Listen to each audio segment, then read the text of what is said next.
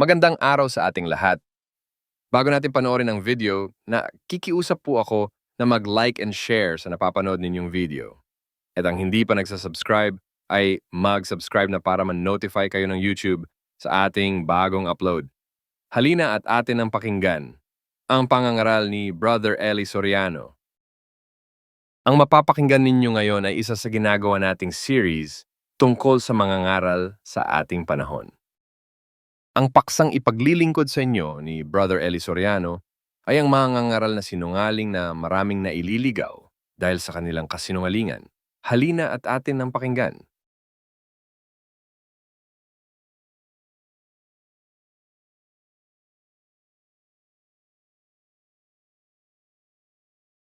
Alam mo ba kapatid na Luz, pag ang isang leader ay sinungaling, kung ano resulta sa miyembro? 29:12 ng Kawikaan. Pakinggan niyo. Kung ang puno ay nakikinig sa kabulaanan at niyang mga lingkod ay masasama. Ayun.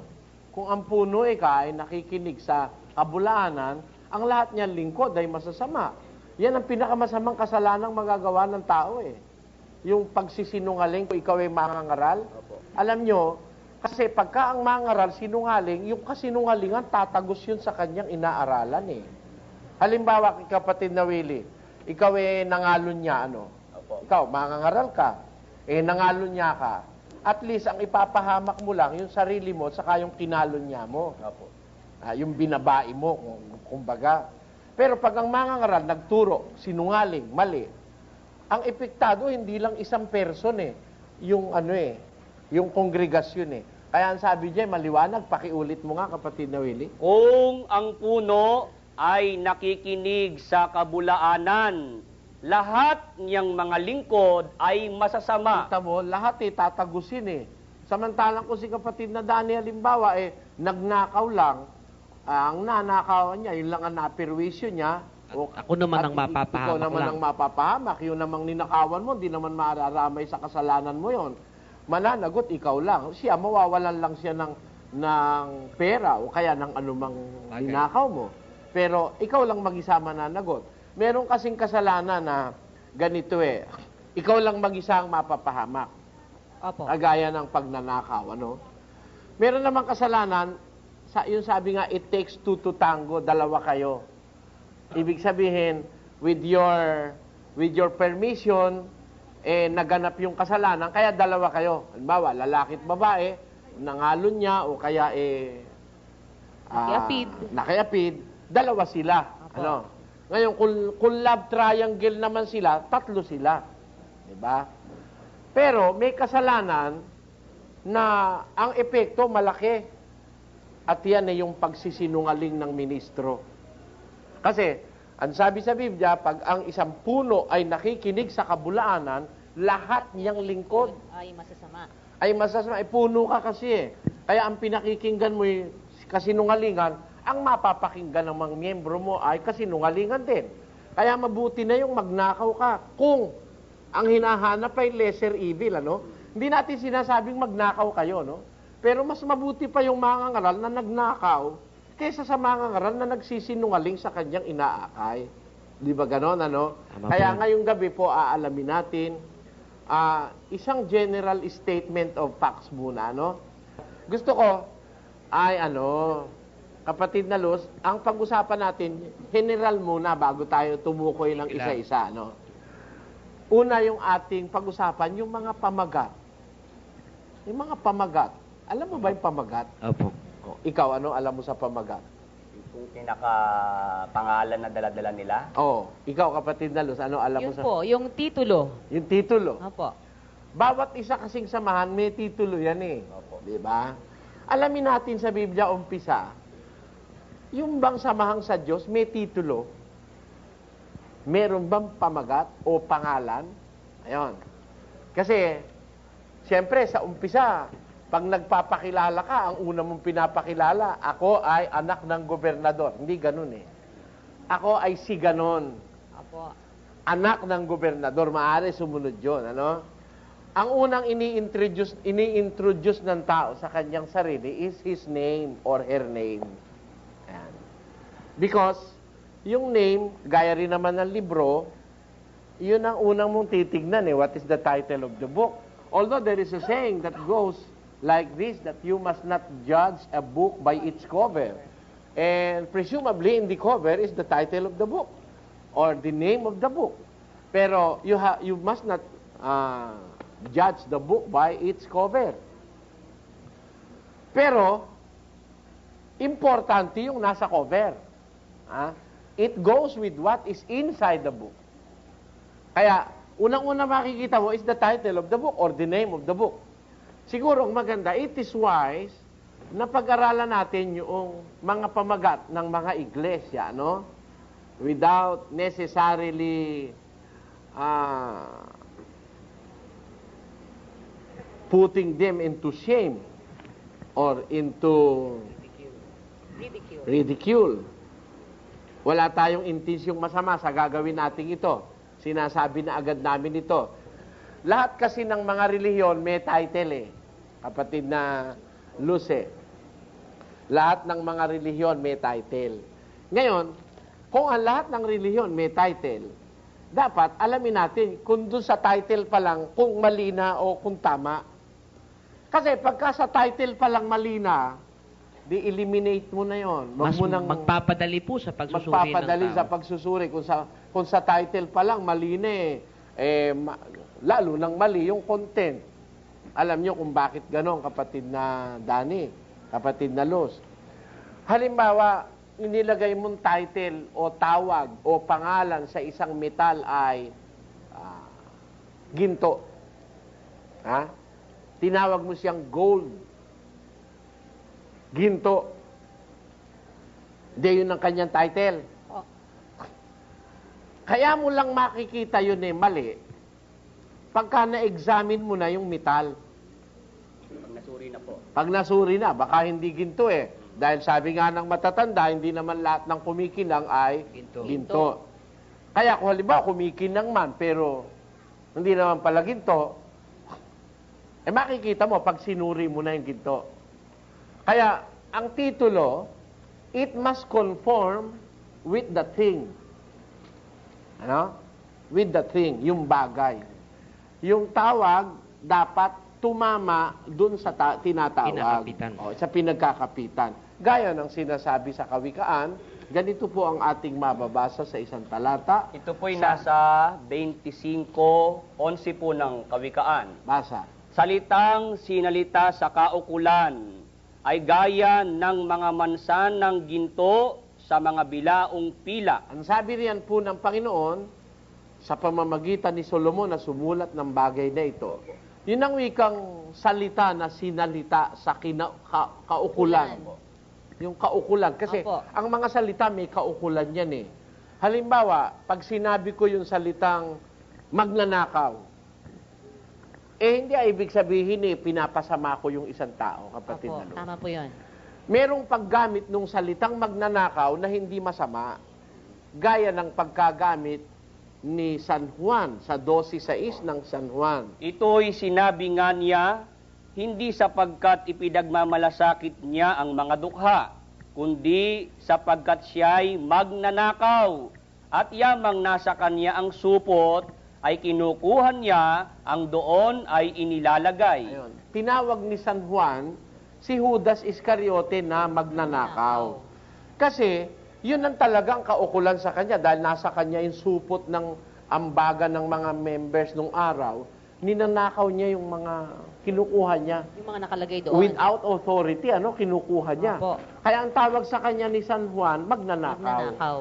Halimbawa, kapatid na Luz, tinawag ko ang isang tao, tinawag kong katutot.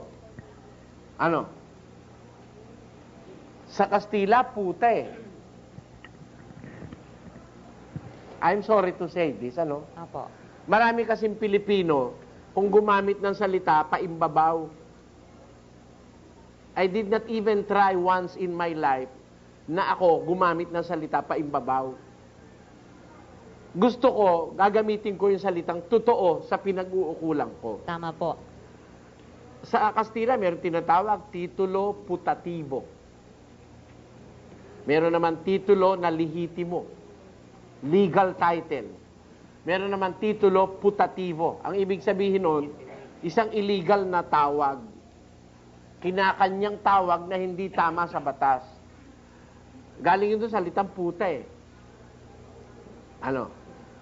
Yun, pag naririnig yun ng iba, lalo na yung mga plastic, yung mga relihiyon na kunyari, nagbabanal-banalan.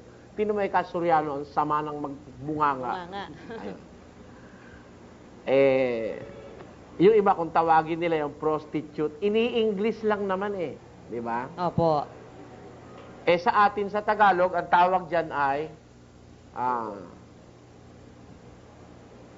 patutot.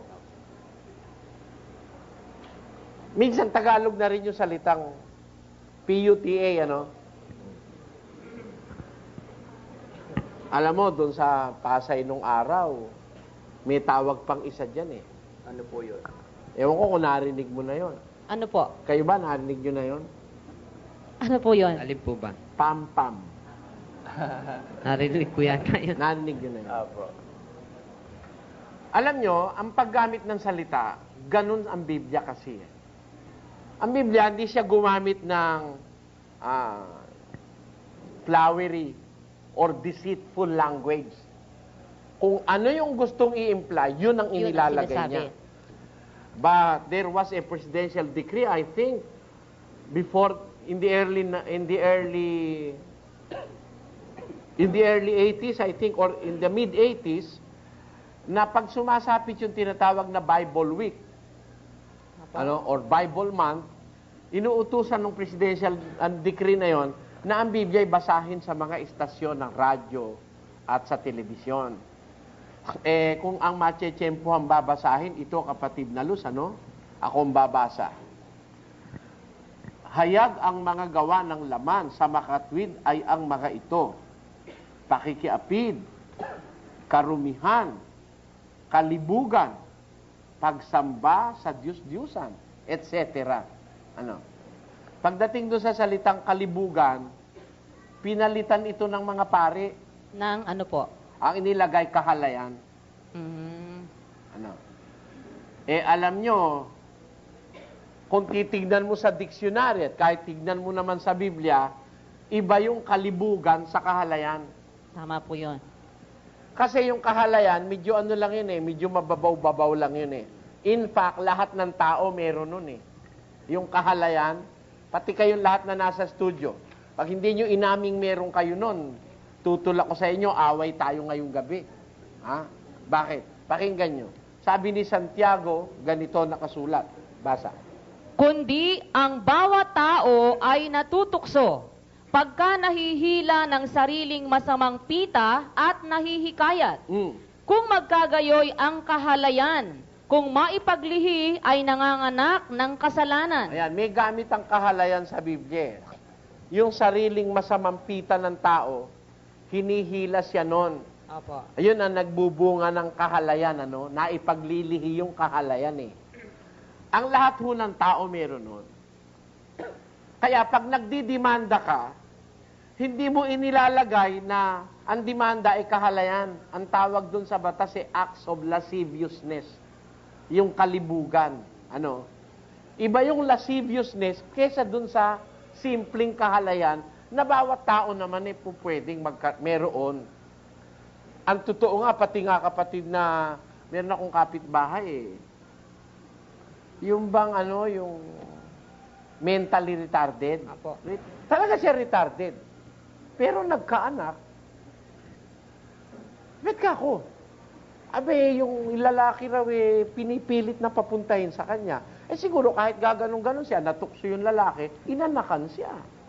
Malaki na yung anak, binata na Tama yung sabi ni Santiago, Opo. Pati siya kasali. Basahin natin. Hindi natin ini-small si Santiago, nor nagdi-defame tayo. Kaya hinahamak natin si Santiago, isa siyang banal na apostol. Pero anong sabi niya?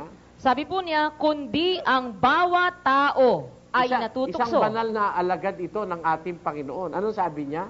Kundi ang bawat tao ay natutukso pagka nahihila ng sariling masamang pita at nahihikayat. Kung magkagayoy ang kahalayan, kung maipaglihi ay nanganganak ng kasalanan. Yan. Yung bawat tao, kasama siya ron eh. Kasama po. Oo, bawat tao natutukso.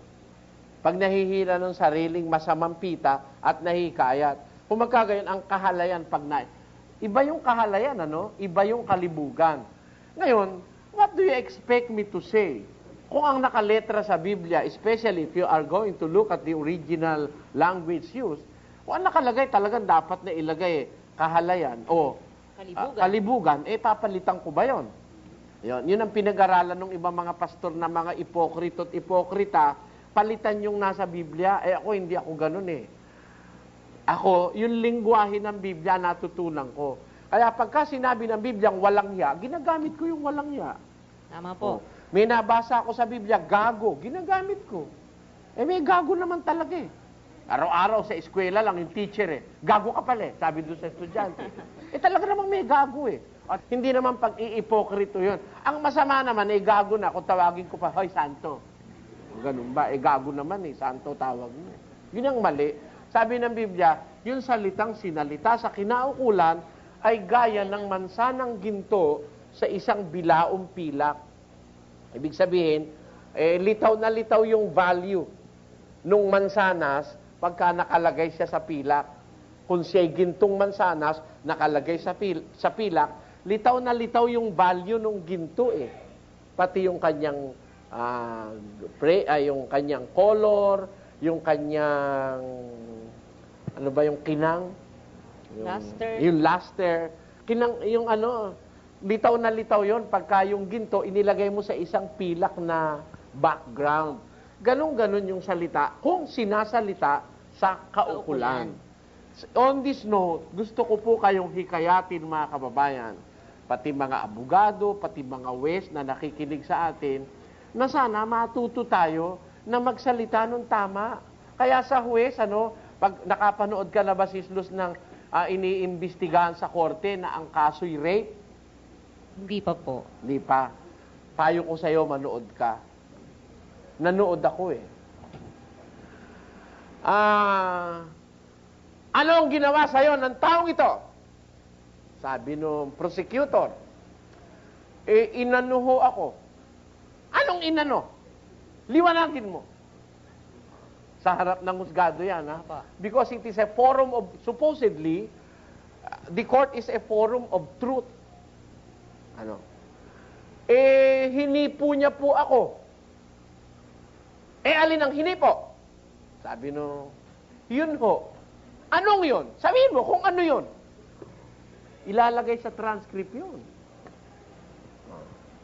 Kasi ang dapat lumabas sa husgado, yung totoo. Alam niyo mga relihiyon ngayon, tinatago yung totoo. Ayaw sabihin yung totoo. Oo. Kuminsan, nasa Biblia na ayaw pa sabihin. Nakalagay sa Biblia, pagtutuli eh. Tutuliin ang bawat lalaki sa inyo. Sabi kay Abraham, nung magsalin yung mga paring Katoliko, isinalin, mahalay daw yung pagtutuli. Ang ginawa, pagsusunat. Ano yun? Sino makakaintindi ng sunat? Yung iba pong mga ministro, pinalitan naman ng paghahalas. Yung iba naman paghahalas. Hindi eh. Ang talagang word na ginagamit pagtutuli eh. Pag-alis nung balat, nung lamang masama. We are telling you this without any malice, Yes. Without any intention to defraud or to deceive anyone. Ang gusto namin, mabuksan namin sa inyo how truthful a minister of the gospel can be and must be. Sapagkat kailangan sa isang ministro tapat maging sa pagsasalita. Pakinggan nyo sa unang Korinto 4. Ganito ang sabi ni Apostol Pablo. Ipalagay nga kami ng sinuman na mga ministro ni Kristo at mga katiwala ng mga hiwaga ng Diyos. Bukod dito'y kinakailangan sa mga katiwala na ang bawat isa ay maging tapat. Ayan, tapat. Ang ministro, kumukatiwala, dapat kung magsalita, tapat. Ano ba ibig sabihin nung ang ministro o katiwala ng Diyos ay tapat? Paano ba kung magsalita, yun tapat? Pakinggan nyo sa unang Tesalonica 2, versikulo 5, ganito ating mababasa. Sapagkat ang aming iniaaral ay hindi sa kamalian. 5 na lang. Sapagkat hindi kami nasumpungang nagsisigamit kailanman ng mga salitang paimbabaw, gaya ng nalalaman ninyo, ni ng balabal man ng kasakiman, saksi ang Diyos. Tanyo, sabi ni San Pablo sa kanyang katapatan sa mga miyembro, hindi kami kailanman gumagamit ng salitang paimbabaw. Plastic. Yung kaplastikan kung tawagin sa ating panahon, ano? Kasi kaya naman plastic, kaya ang tinawag na dito sa atin siguro, naging idiomatic expression na yung plastic, ano? Meaning, kasi yung plastic, nagiging ano yan nagiging, napakaraming uses of plastic You can create artificial flowers out of plastic. Ano? Tama po. You can even create an artificial heart out of plastic. Artificial valve of the heart out of plastic. Kaya, para bang pagka sinabing plastic, artificial ang kahulugan. Artificial. Pero mga tao, hindi totoong tao, plastic. Artificial ang pakikisama sa tao. Ang sabi ni Pablo, hindi kami kailanman Nasumpungang nagsigamit nung salitang paimbabaw. At ninang balabal man ng kasakiman ang nakalagay sa Tagalog, ano? Kung titignan mo yan sa Greek, ang nakalagay, balabal ng pagkukunwari. Hindi kami gumamit ng salitang paimbabaw o ng balabal man ng pagkukunwari. Alam nyo, yung balabal, yung pagkukunwari na ibabalabal yun Yung pagkukomoflage kung tawagin, ano. Kung mangaral sila, kung sila magsalita, yun talagang direct to the point sila. Hindi sila paligoy-ligoy. Ganon.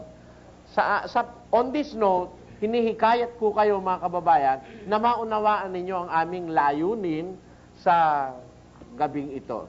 Bubuksan namin ng topic na ito ukol sa mga titulo ng iba't ibang mga iglesyang naririto sa ating bansa. Aalamin natin kung sa titulo pa lang papasa na sila. Ano? Ayon po sa pamantayan ng Biblia. Una nating tanong, kapatid. May utos ba ang Diyos ukol sa titulo? Sa pangalan? May utos ba ang Diyos? Pakinggan nyo sa Kawikaan 22, ganito ating mababasa sa versikulo 1. Ang mabuting pangalan ay maiging piliin kaysa malaking kayamanan. Ang sabi po ng Panginoon, hinangwi kang mabuting pangalan, maiging piliin kaysa malaking kayamanan. Ano? Ngayon, hindi ito yung pangalan mo, kapatid na Willie. Bakit po?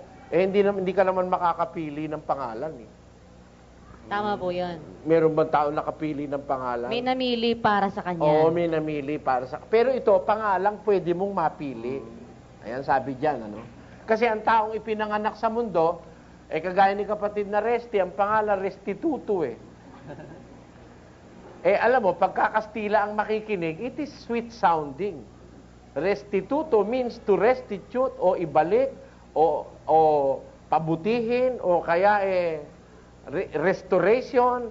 Ibig sabihin na nagpapakilala ng mabuting bagay yung salitang restituto Pero sa pakinig lalo na kung babae, restituta. Di ba? Parang gusto hong papalitan yata. Oo, hindi mo meron may pangalan ay ano ano nga yung pangalan ng kapitbahay namin nung araw? Ang pangit ng pangalan ko, ang pakla-pakla. Kasi pinangalan sa santo, sabi. Kasi tinitingnan ng kalendaryo, ano? Hindi mo naman mapalitan. Marami kang gastos, may court hearing pa. Pwedeng palitan ng tao yan Apo. Pero ang totoo, sa pangyayari, you were not the one na namili ng iyong pangalan. Kagaya ng pangalan ni kapatid na Willie o kapatid na Danny. Buti magaganda pangalan nito mga katabi ko. Ito isa, Luz Beminda de la Cruz. Ay, Luz Beminda Cruz. Ito naman Masyadong mahaba Ha? Masyado pong mahaba. Di bale, di kami mong Luz. Ngayon, ito naman ang pangalan Wilfredo Santiago. Yun naman Danilo Navales. Magaganda. Kaya lang pinasasama yung pangalan mo ng mga kaibigan natin, Iglesia ni Cristo Tama po. Kung birahin yan ikaw si Mr. Navales. Navales kung birahan ano? Sabi ko, Makatukso lang eh. Okay sa kanila eh. Paborito Yung ba naman pangalan ko, yung ginawa ba naman? Yan ay kasi sorry. Ano? May Soriano eh. Sorry, ano raw, ano? Opo. Ngayon, mga palusot nila yon, ano?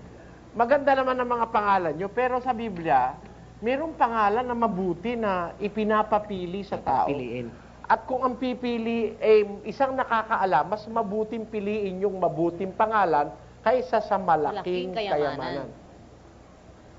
Ang mabuting pangalan, mas maiging piliin kaysa malaking kayamanan. Kaya, kung ilalagay sa harap mo, mapakaraming kayamanan at saka isang mabuting pangalan, alin ang pipiliin mo, kapatid na Willie? Ayon po sa Biblia, yung mabuting pangalan. Ayun, mas mabuti, ano? Kung ang pag-uusap ay pangalang mabuti, ano ang pinakamabuti sa lahat ng pangalan, kapatid na Willie? Pakinggan nyo, ganito ating mabasa kay Lucas. Basa.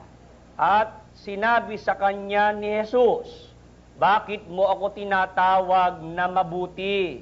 Walang mabuti kundi isa, ang Diyos lamang. Ayun. Pagka palang pag-uusap yung salitang mabuti, ano? Sabi ni Jesus, ginarantiya niya eh. Walang mabuti kundi isa. Yung terminong mabuti, hindi mo magagamit kahit kangino yun. Isa lang kinaukulan nun. Ang Diyos lamang po. Miski si Kristo, ayaw niya ang kininyo salitang mabuti. Ha? Opo. Sabi ni Kristo, ako mabuting pastor.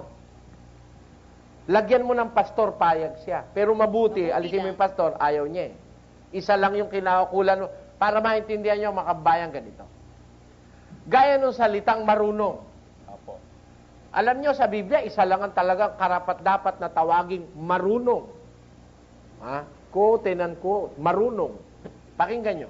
Sa iisang Diyos na marunong. Ayan.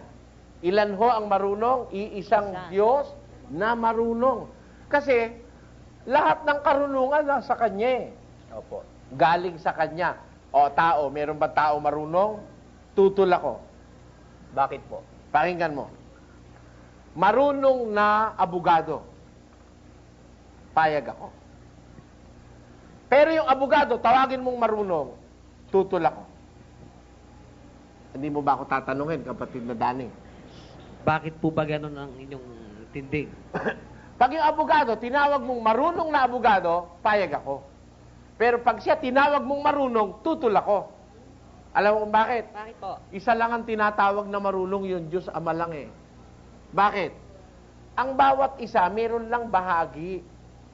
Marunong na abogado. Di marunong siya sa abogasya, pero pagbayuhin mo siya ng palay, hihingal si attorney dahil malakit yan. Oh, di ba? Hindi siya marunong magbayo ng palay. Yung tagar sa rice terraces, pagbayuhin mo, mabilis. Oh. Yung marunong na abogado, maaaring hindi marunong na doktor. Abogado siya, marunong siya sa korte, pero pag saksakin mo ng iniksyon, baka isaksak ng diretsyo yun. Oh.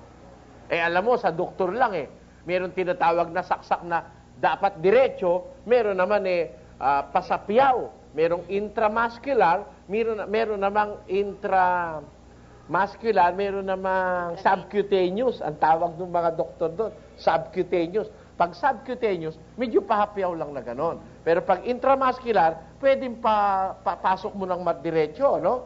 Pagka naman intravenous, kailangan dun mo sa loob ng ugat isaksak yung karayom. Alam ba ng abogado yon? Kaya nga ako, mas mabuti na nga ang sinasabi ko. Ako hindi tapos ng high school. Magkamali man ako sa grammar, okay lang. Bakit? Hindi ako tapos ng high school eh. And you must understand that. It's not my sin if I were not able to finish my high school. And it's not my sin if I do not know how to speak fluent English. You can condemn me. Ha? Pwede mo akong isumpa.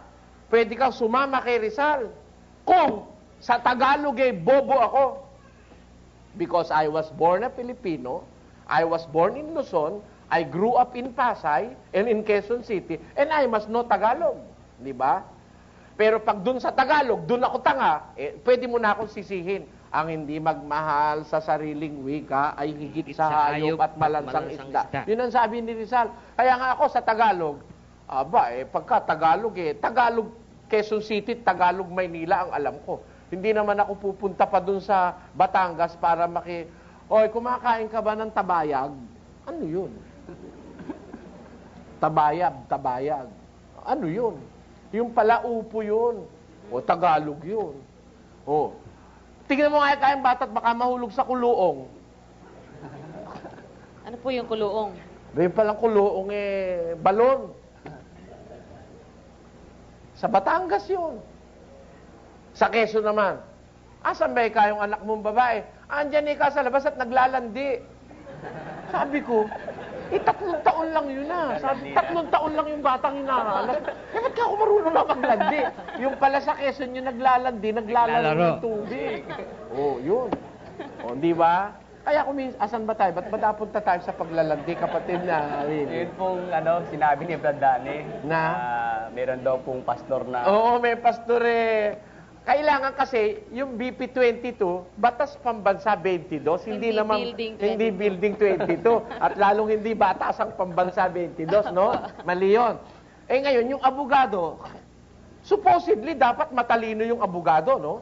Pero yung matalinong abogado, kuminsan hindi matalinong inhinyero. Tama po. Iba ang kaalaman sa inhinyerya na minaster nung inhinyero. Kaya yung isang inhinyero, marunong na inhinyero. Marunong gumawa ng tulay, marunong magtayo ng building, marunong kumumpute kung gaano kalaking bakal ang ilalagay sa building. Paggawa mo sa abogado, alam ba niya yon? Pagdating doon, bobo yung abogado. Tama, hindi? Tama po. Kaya, pwede bang yung kung siya abogado, tawagin mo na siyang marunong? Hindi po. Paltos ka. Dahil maraming hindi alam ang abogado. Doktor man marunong na doktor Hindi mo rin masabi ngayon kung marunong ang doktor Alam mo kung bakit, kapatid na Lord? Bakit po? Ngayon inaatado ng tao Meron doktor, mata lang Matang-mata lang siya. Meron naman doktor, puso lang siya. Ito ang special. Yun ang kanyang, kagaya ni Dr. Navarro, puso siya Si Dr. Cabanilla naman, doon naman, gynecologist naman siya. Pag ang pag-uusapan na yung pagkababae mo, ilantad mo na sa kanya at alam niya yun. Di ba? Yung si Dr. naman, yung isang kapatid natin dyan, general practitioner naman. Yung isa naman dentista. Yun namang isa kaya hindi pwede ko marunong na din na doktor, dentista na rin. Ha? Hindi ibig sabihin marunong na rin siya sa dentista. Merong may separate knowledge yung, ang tawag yata ron Meron po Huwag na nga silang natin specialization. pag-usapan yan. Meron siyang specialty. Ngayon, ganito, ibig ko sabihin. Asa na ka tayo? Ba't tayo napunta dyan? Yung hindi po, yung marunong, Yung marunong, hindi pwedeng ikapit yon sa tao. At yung mabuti, sa Diyos lang ikinakapit yon. Si Kristo, mabuti rin Pero hindi mabuti lang na tapos na, kundi ako ikay mabuting pastor. Ha? Siya mabuting mabuti siyang anak sa kanyang ama. Pero hindi mo pwede sabihin siyang mabuti lang. Kasi yung mabuti lang na katawagan, sa Diyos lang nakaukol yun. Di ba, kapatid na? Opo. Really? Ganun naman yung marunong, sa Diyos lang nakaukol yun, sa Kanya galing lahat ng karunungan. Yung marunong na abogado, pwede. Pero yung abogado, tawagin mo marunong, mali. Kasi maraming fields na hindi siya marunong. Maraming parte ng karunungan wala sa kanya. Hindi ko mo abogado siya, sa kanya na lahat. Ayan, ang ibig ko sabihin, kapatid na Luz. Kaya ako, di ako pumapayag tawagin akong marunong Diyos lang ang kinauukulan ng salitang marunong. Maaari sa Biblia, marunong ako. Diba? totoo po yun. Pero, gawin mo kung gawin mo kung ininyero, malay ko ron. Ha? Bagaman lahi kami ng mga ininyero. Pero wala akong alay doon dahil di nga ako nag-aral noon Ha? Gawin mo ako halimbawa na isang manager sa isang kumpanya ng negosyo. Ano malay ko ron? Di naman ako marunong kwenta-kwenta na yung mga kung ano-ano na yun. Ha? Pero pagdating sa Biblia, kahit sino tawagin mo, ang paniwala ko naman, kahit tawagin mo lahat ng ministro sa Pilipinas, hindi ako Totoo po yan. Pagdating sa Biblia, hindi naman pagyayabang yun. Napatunayan na po yun Pinakikita ko lang yon na ang salita pong marunong at mabuti, ang Diyos lang kinaukulan.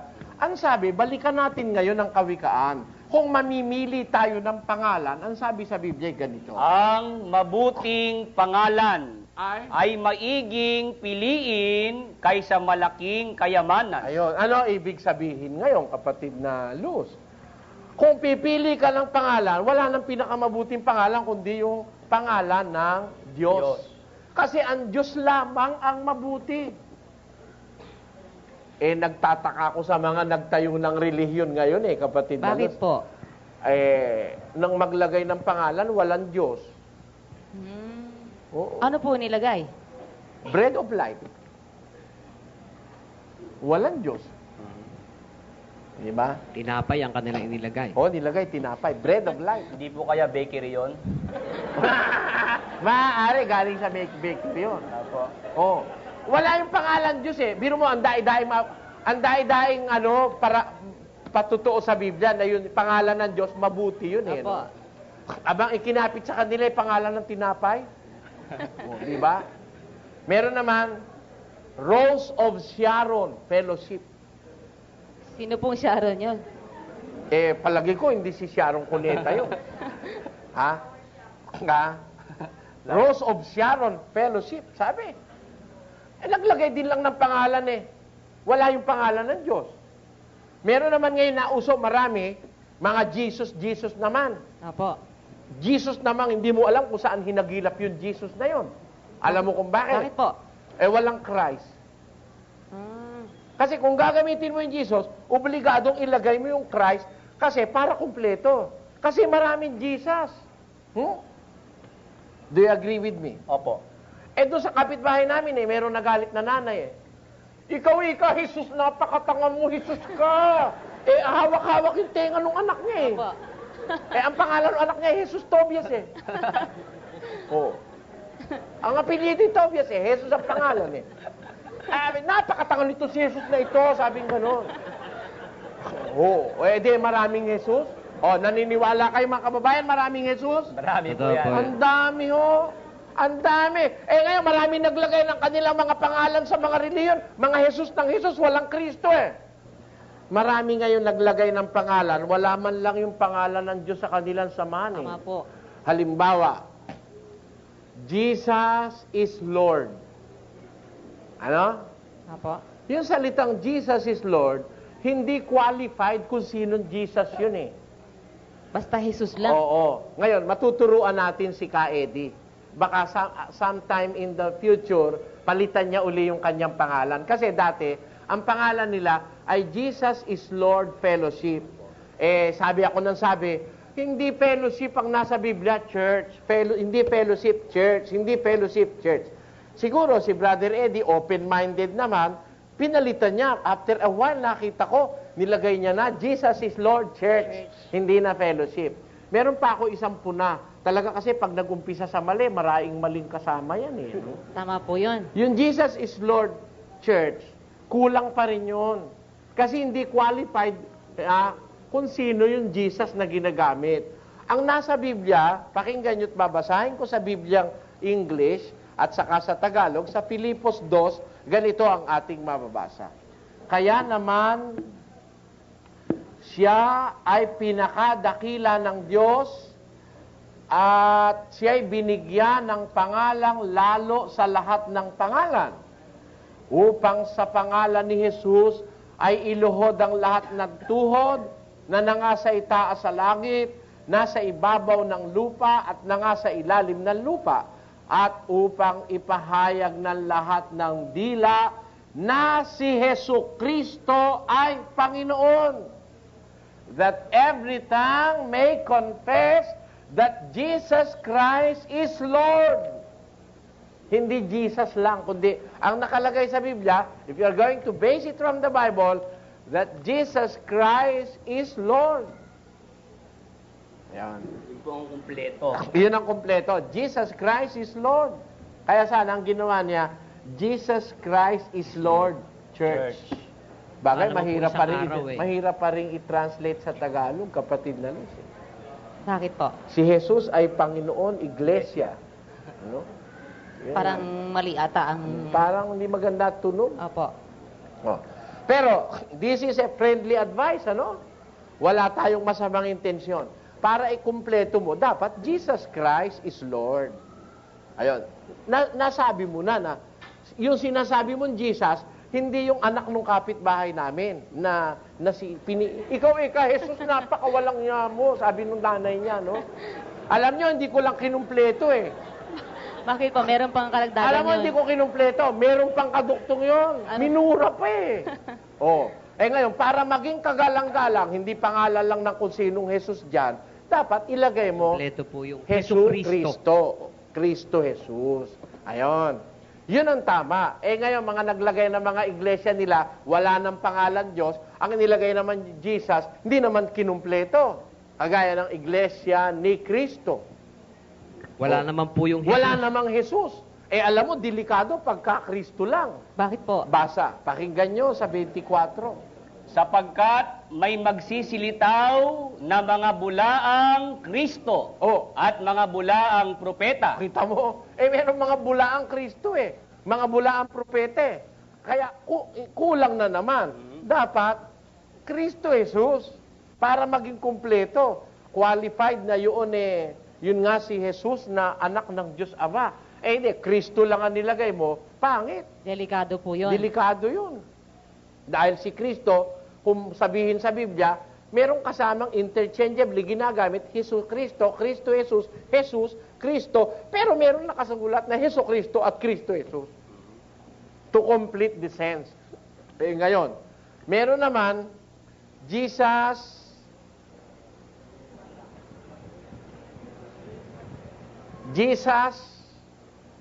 to God be the glory yata. Ganun ba? Meron nga po nun. Jesus Christ. Ayon, Jesus Christ naman. Tapos, to God be the glory, fellowship. Ayon. Medyo maganda yata tunog nun, ano? Pero hindi yata pangalan ng iglesia yun. Ano po yun? Palagay ko, hindi pangalan ng iglesia. Kasi to God be the glory. Pangalan ba naman ng iglesia, to God be the glory? Pangungusap na po yun. At saka isang klaseng pangungusap yun.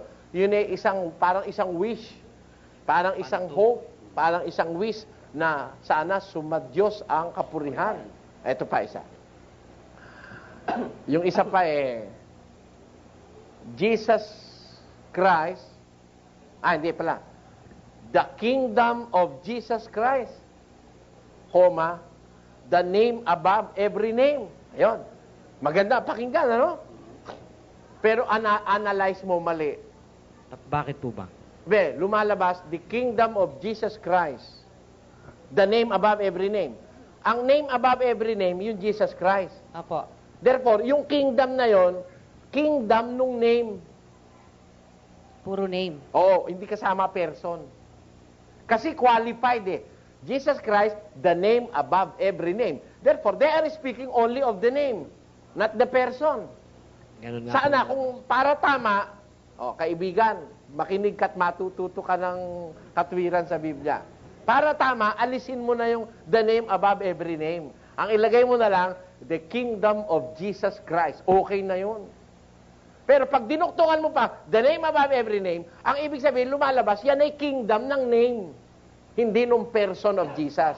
Ewan ko, nakakaintindi sila ng grammar, ano? Ako, meron akong kaprasong naiintindihan dun Although, hindi ko naman sinasabing may authority ako sa grammar. Apo. Pero as I see it, kapatid na Los, lalabas, the kingdom that they are mentioning is the kingdom of Jesus Christ, the name above every name. It is a kingdom of the name. It is not a kingdom of the person of Jesus Christ. Pagkapangalan lang ang kinuha mo kay Jesus Christ, delikado, kapatid na Los. Bakit po? 24:4 ni Mateo hanggang 5. At sumagot si Jesus at sinabi sa kanila, Mangag-ingat kayo na huwag kayong mailigaw ni numan. May mga liligaw palang gagawa niyan, kapatid Opo. na Willie, anong gagawin? Sapagkat marami ang magsisiparito sa aking pangalan na magsasabi, Ako ang Kristo at ililigaw ang marami. Maraming paparito sa aking pangalan. Ang dala-dala talaga pangalan ni Kristo, pero delikado. Kasi walang aral pangalan lang Pangalan lang po. Wala yung person, wala yung aral. Delikado pa rin. Kaya alam nyo, siguro napapansin ng ating matatalinong tagapakinig, hindi basta kung saan ka nakakuha ng pangalan, pwede na. Ang sabi ng rekomendasyon ng Biblia, ang mabuting pangalan, mabuting Maiging piliin kaysa malaking kayamanan. At wala nang mabuting pangalan kundi ang pangalan ng Panginoon Diyos at ang pangalan ng ating Panginoong Hesukristo. Pero dapat tama ang paggamit. Tama po. Hindi basta ginamit mo. Totoo, lahat yan kay Kristo eh. Sabi nila eh. Lahat sila kay Kristo, sila may sabi. Opo. O kaya nga, nagtayo pa sila ng isang koalisyon eh. Alam mo kung anong koalisyon yon? Jesus for the Philippines. The Philippines for Jesus. Ha? Yan ang mga koalisyon nila. Inaangkin nila na ang Pilipinas para kay Jesus. At yung Jesus nila. Delikado yun, kapatid na. Yung Jesus na pangalan. Oo, delikado yung ginagamit nila na yun. Opo. Because the name is not the thing. Ha? Hindi sa pangalan nagtatapos ang usapan. Oo. The proper way of analyzing a thing is analyze its name and analyze the thing that is being called by the name. Halimbawa, yung kaper, parang kulay ginto yang minsan, yung kaper, kapatid na Luz eh. Tanso. Yung tanso. Opo. Pag yan eh talagang Malinis, inano mo, malinis. nilinis Opo. mo, pinakintab mo, sometimes you can be mistaken na yung kaper eh ginto. Halimbawa, yung kaper, tinawag ko, nilabel ko, ginto, kaper. Diyan nga na-dengue si Bradrick eh. Bakit po? Abe, ginto 99.99 eh. Ha? Nabayaran ng 100,000 eh. Binayaran. Yung bara ng ginto ganyang kalaki, 3 kilo, 99.99 gold nakalagay. Akala niya kikita siya eh. 3 milyon yun eh. Pagka yun eh binenta mo eh, dinala sa akin. Naku, brother, nakabili kong ginto, murang-mura. Magkano bili mo ako? 100,000, isang bara, 3 kilo. Naku, mayaman ka na ako. Kung totoong ginto, aka na muna ako. Pag nung kuning ko, kasi nandun lang kami sa kwarto ko, ginawa ko, kinagat ko. Naku, gumatid ang ipin ko. Kinabahan na ako. Gumatid yung ipin ko eh. Kinabahan ako. Kumuha ka ako ng lagaring bakal. Nilagari namin. Naku, nung nilalagari na, iiling-iling na ako. Bakit, brother? Bakit? Naku, ako, brother, napahamak yata yung 100,000 mo. Ha? Hindi ka, totoo yan. Ang nagbenta ka sa akin yan, Ita. Hindi marunong ng Tagalog. May interpreter pa. Pwede. Nung ginaganon, yan ay ka kumikinang yung kusot niya, kumikinang, ano. Sige, para to erase any doubt, kinuha ko yung kusot, ano. Tapos kinuha ko yung kapirasong nakuha ko, dalin mo ka ako sa labas. Alam mo naman doon sa amin, maraming Apo. mga bumibili ng ginto eh. Pagbalik nung medala, bakit ka ako, Gino? Tanso. Tanso pala. Tanso. Kaya, it is not proper na kung mo nakalagay ng level, tanso, ginto. Ginto na nga. The name is not the thing. Yes. You must examine the name plus the thing in which the name is given. Kung tama, parang ganito, kapatid na Willie. Si Isaw, bakit tinawag na Isaw? Ayon po sa Biblia, dahil po sa kanyang features ng kanyang katawan. Oo, dahil balbon siya. Opo. Ang kahulugan ng kanyang pangalang Isaw, balbon. Balahibuhin. Ngayon, nagkaanak ka, kalbo. Tatawagin mo Isaw. Hindi po karapat-dapat sa kanya Hindi yun. tama. Parang ganito. Yung Maria, nabasa ko ang kahulugan niyan sa Old Hebrew.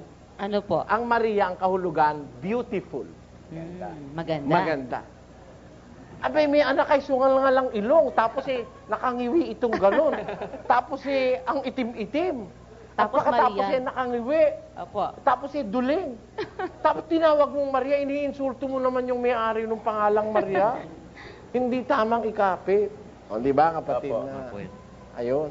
Parang pangalan pala. Therefore, yung pangalan may relasyon sa pinagkakapitan. Alam mo ngayon ang ginawa ng mga pastor? Kinuha yung pangalan ng Diyos, kinuha yung pangalan ni Jesus, ikinapit sa kulungan ng baboy. Bakit? Ano nga po Basa. nangyari? Sa 139:20, kapatid na Luz, pakinggan nyo. Sapagkat sila'y nagsasalita laban sa iyo ng kasamaan Bakit? at ginagamit ng iyong mga kaaway ang iyong pangalan sa walang kabuluhan. Nyo, diyan, dito sa sitas na ito, isa sa ilalim natin ng pagsusuri ang lahat ng iglesia sa Pilipinas. Itatag nyo na ang mga dibdib nyo, mga kababayan. Bakit?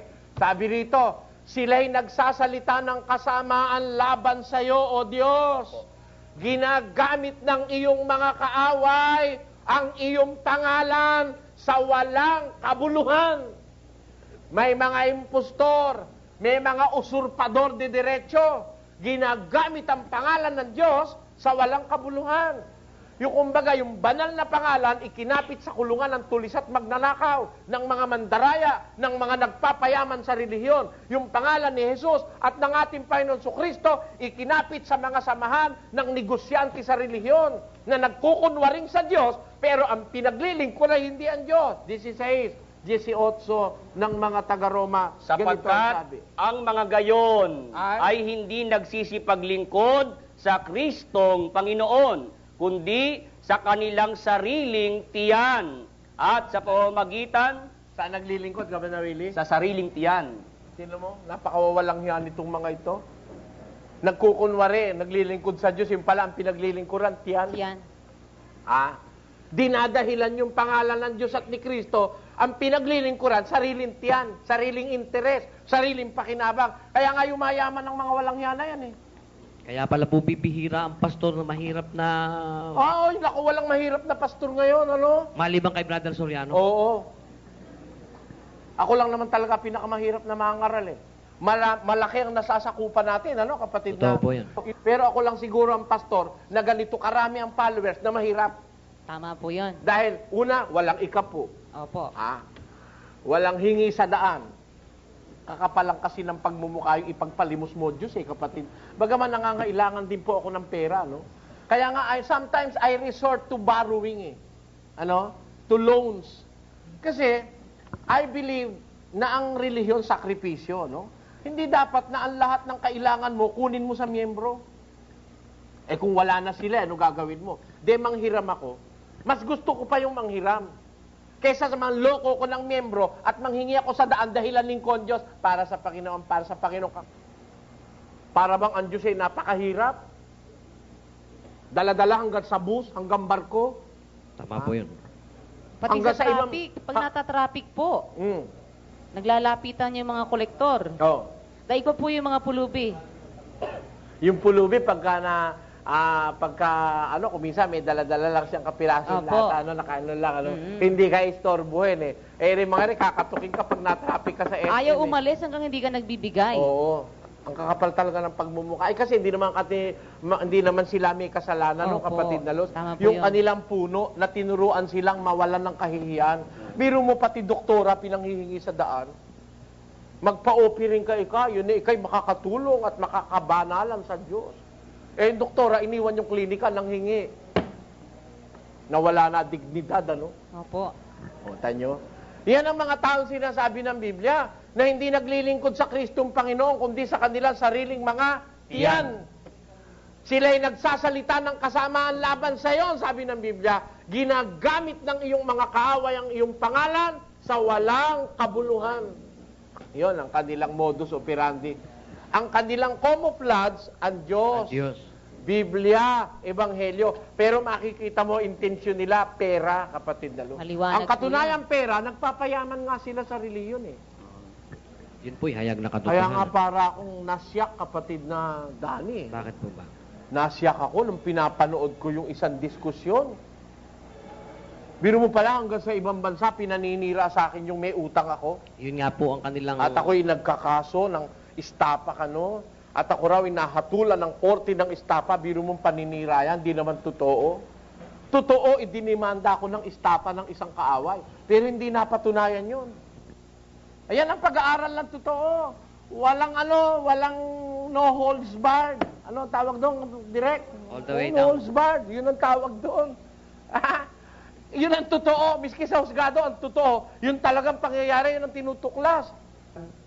aalamin natin doon sa sinabi ng Biblia na ginagamit ng mga kaaway ng Diyos ang kanyang pangalan sa walang kabuluhan. Alamin natin, sino kaya mga gumagamit dyan ng pangalan ng Diyos sa walang kabuluhan? Let us now examine the thing. Yun ang sinasabi ko. To know whether the name of God is improperly used, let us now examine the thing or the organization wherein the name of God was used. Marami ngayon, Iglesia ng Diyos. Iglesia ng Diyos kay Kristo Jesus. Yang ating floor direct, Iglesia ng Diyos ang pinanggilingan din yan. Di ba? Opo. Yung ating mga, ito, ang pinanggalingan nito, Iglesia rin. Ito, Iglesia rin ng Diyos ang pinanggalingan nito.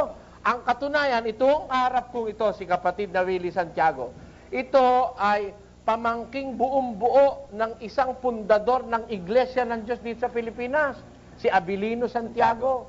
Kapatid ng tatay niya yon. At yung tatay niya, nagtayo rin ng Iglesia ng Diyos. May mga miyembro rin sila. Pero sa kabutihan palad, sa awa ng Diyos, nasa sa akin siya, kasama ko siya. Diba? Hindi siya sumama doon sa kanyang, hindi siya sumama sa kanyang tiyuhin, hindi siya sumama doon sa kanyang pinsang buo na may Iglesia ng Diyos. Ang dahil kasing Iglesia ng Diyos sa Pilipinas, meron ding maraming Iglesia ni Cristo. Apo. Di ba? Iglesia ni Cristo ni Banya. Iglesia ni Cristo ni Baronia. Iglesia ni Cristo ni Wolf. Ano? Iglesia ni Cristo ni Ginoong Manalo. Iglesia ni Cristo Fort Watts. Iglesia ni Cristo rin yun ano? Tapos, Iglesia ni Cristo sa Malayong Silangan. Meron lang mga idinuduktong, pero Iglesia ni Cristo rin Yung isa naman, Verdadera Iglesia de Cristo Jesus. Ang tunay na Iglesia ni Cristo. Merong ganon. Tapos may Iglesia ni Cristo, 33 anyo. Jerusalem, Iglesia ni Cristo, 33 AD. Meron naman, dami, Iglesia ng Diyos, marami rin. Sino tama? It is now time for us to examine that thing. Ano? Yung pinagkapitan ng salita, tama bang ikapit yung Iglesia ni Cristo sa samahan ng mga manlulokong pastor? Tama bang ikapit yung Iglesia ng Diyos sa samahan ng mga mangang warta sa mga miyembro, walang awa, pati babaeng bao pinapahirapan? Talong may kay Sis Crispy. Hindi ka dapat maawa dyan sa mga babaeng mga mahihirap na baon na nag-aabuloy. Kung sila may mahirap at magkandakuba, huwag kang maaawa. Ang lupit. Diba? Biro mo aral yun. Pero Iglesia ng Diyos. Ang kanilang pangalandakan, Iglesia ng Diyos sila. Pero yung Iglesia ng Diyos na banal na pangalan, ikinapit sa isang samahan ng mga tarantado. Yon ang pangit. Sabi sa Biblia, ginagamit nila ang iyong pangalan sa walang kabuluhan. Diyan po natin sila umpisahang suriin. Sino gusto mong umpisahan natin, kapatid na Luz? Ikaw na nga mamili. Pwede po siguro, umpisahan na po natin yung nanghihingi sa daan. Yung pong nanghihingi sa daan. Marami sila Yun hong bula. Marami yan, alam mo. Marami po ba? Akala mo. Akala ko po. Marami yan. Marami po ba? Oo. Mga nanghihingi sa daan. Meron pa dyan, naka-uniforme na sundalo yung nanghihingi sa daan. Baka po. Baka hindi mo alam. Relihiyon yun na naka-uniforme na sundalo na kung tawagin salvation. Hindi ko na lang tutuloy. Tama? Meron naman dyan, nanghihingi sa daan, ang kanilang puno, apostol. Yun po ang alam ko. Meron nanghihingi sa daan, ang puno nila, sindikato. Di ba? Totoo po yun. Ang dahil nanghihingi sa daan Aalamin natin sa Biblia. Kanino ikinapit yung pangalan ng Diyos na mga taong walang hiya at mga traidor, mga tampalasan. Ang sabi sa pasyon, itong sukaban at lilo, magdarayang Walang toto, Kung magdaya pala'y walang toto. Walang- Alam mo ibig sabihin ng walang toto? Walang tarus po yata yun, walang Oo. habas. Walang tigil, walang habas.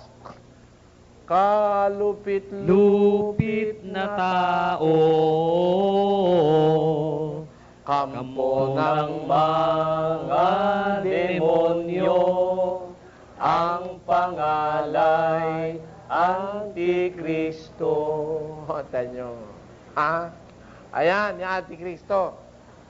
Ang mga pagmimilagro